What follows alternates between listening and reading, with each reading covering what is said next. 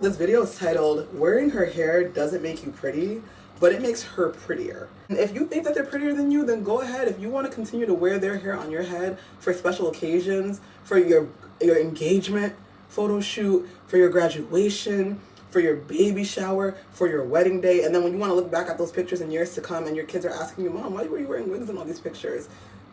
I hope that you have a real solid answer.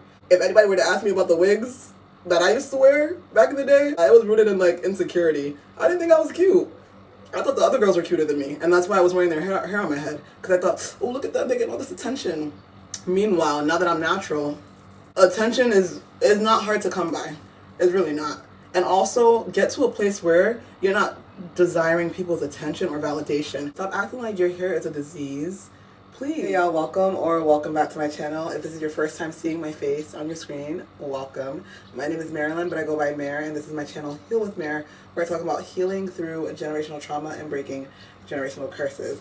And if you've been following me for a while, you know that I've been on this journey for the last 9 months. I'm just proud of myself that I've come so long with my natural hair journey, and have been bringing you guys on the journey with me and sharing my thoughts and my musings and my reflections, because I reflect on this stuff a lot. A lot of women think that they're pretty when they throw on a wig. I see the energy, and I talked about it in one of my last videos, and I'll link it below, where there are black women who, when they're wearing their natural hair, they feel so humble, they feel so small, their head is down, they're not as prideful, but the second they put on another woman's hair on their head, they're swinging it, they're flipping it, they're cute. Superficial confidence, right? When they don't realize that that superficial confidence does not compare to the supernatural confidence that God has blessed every single one of us with individually.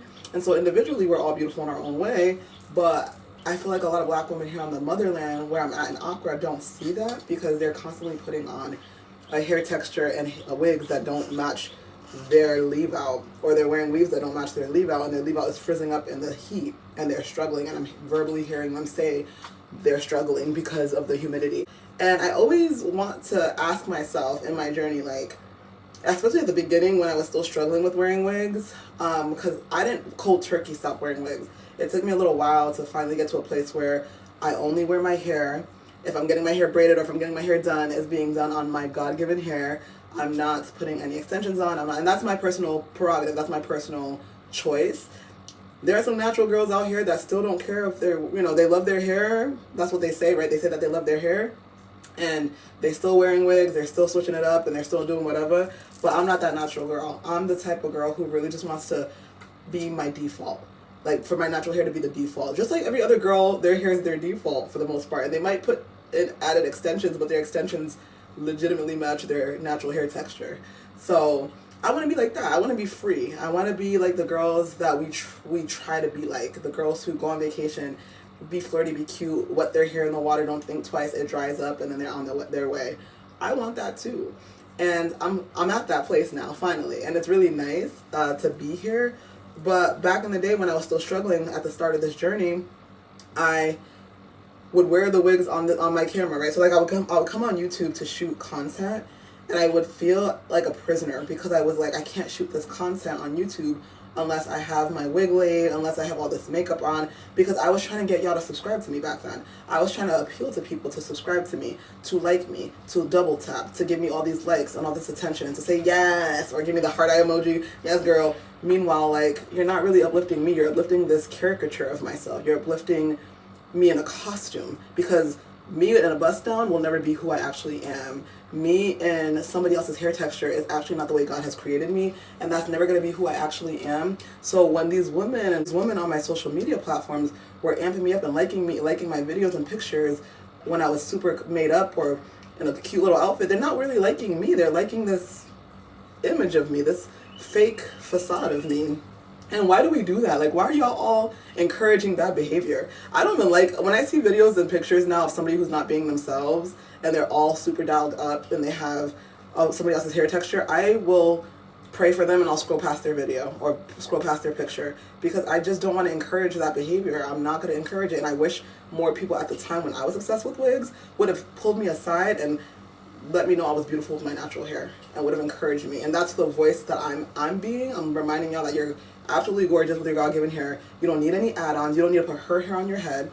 And matter of fact, putting her hair on your head is promoting her beauty, is letting her know that you think her beauty, a part of her beauty, is better than your beauty.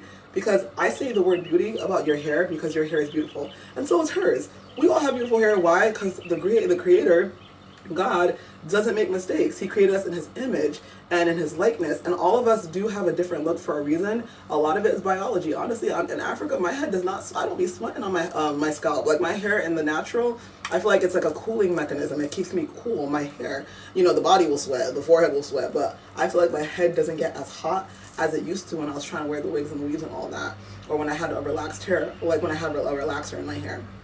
So like, you think about it deeply, you start to realize, oh, actually there's a reason for me to have this hair texture that I have. It also goes with our features. Like my skin is glowing, my cheekbones are popping, my features are popping. This matches with me more than a straight wig would.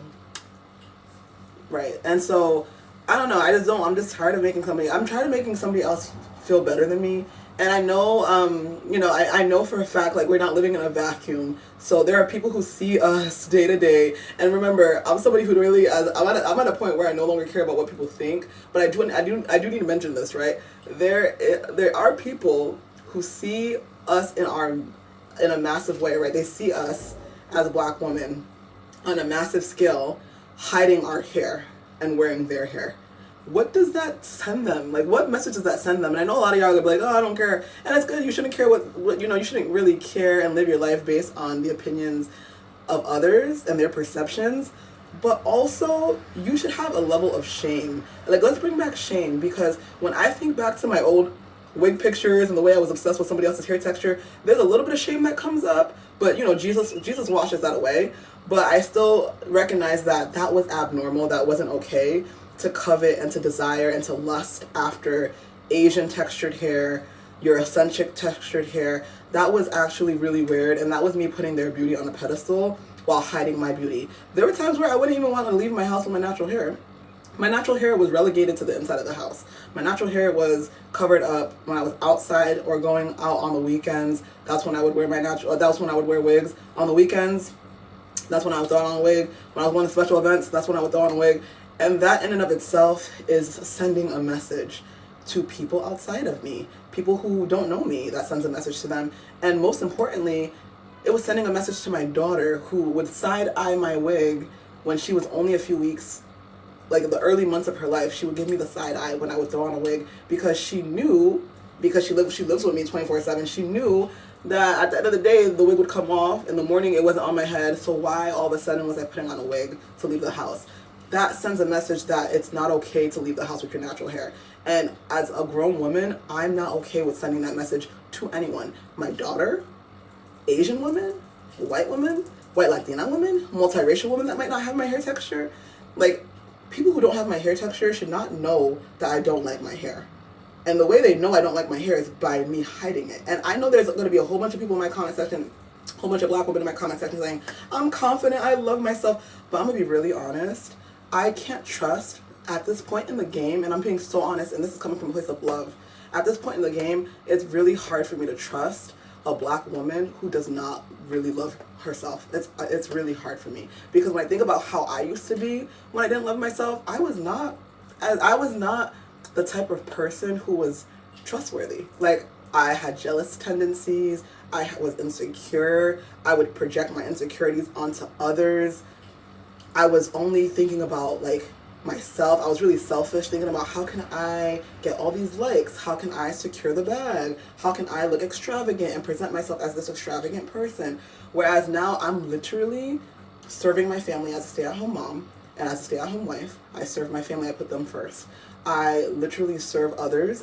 And I talked about it in my last video, but I feel like I share with you these things because I want to be an example that it's a powerful thing to serve others. Matter of fact, that is why we're here on this planet. Like, I'm currently volunteering, not now because I'm in Ghana, but I'm currently volunteering this season until the end of March at a homeless shelter, which I have never done before. I've never done that before. I volunteered here and there when I was in college just to get the credit or just to, you know, put it on my resume. But genuinely, God is speaking to me in a different way now that I can reach him. My head is not covered. I literally hear the voice of God so effortlessly, it literally blows my mind. And he told me, hey, you need to start serving the homeless. And I answered his call. Hey, you need to start creating YouTube content. I answered his call. Hey, you need to stop putting those wigs on your head. I answered his call. I like that. I think that that's where we're supposed to be, serving, in constant communication with God. And when I was in the world and trying to be impressive to people who don't even care about me, I wasn't really like able to serve the way I'm serving now. And I wasn't able to be the person God had called me to be.